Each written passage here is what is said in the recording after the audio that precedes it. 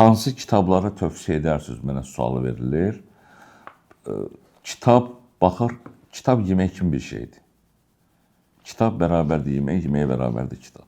Sadəcə biri mədə üçün, biri bizim zehin dünyamız üçün, fikir dünyamız üçündür. Bunları neyin demək olar?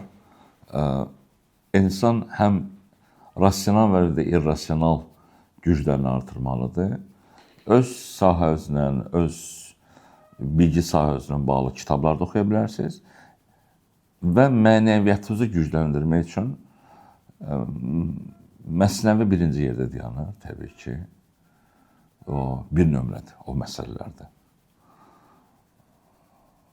Əgər dindarlığınız varsa, Quran-ı Kərimdir, Səhifə-i Səccadiyyədir, çox tövsiyə olunur.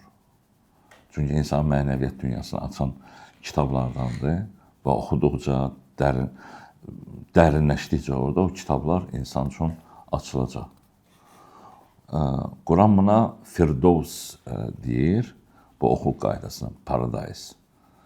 Çünki zahirdən oxumaq, rəmzləri oxumaq, təfsirini oxumaq, bir də, belə deyək, onun irfanı mənasını oxumaq.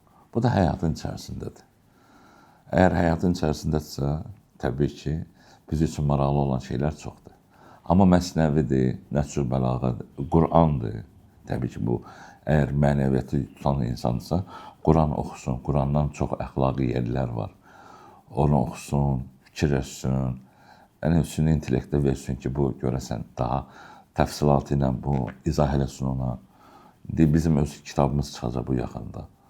Onları tövsiyə eləyə bilərik ki, qadınlarla bağlıdır, 21 psikopat qadın haqqında bunlar real olmuş hadisələr əsasında, seanslar əsasında qələmə aldığımızdır. Onları tövsiyə edərəm. Nəhcül Bəlağədən Həzrət Əliyə nisbət edilən bir kitabdır. Kəlimat-ı qısarları var, tövsiyələri var. Çox gözəldir. İnsan oxusun, öz həyatında onu tətbiq eləsin.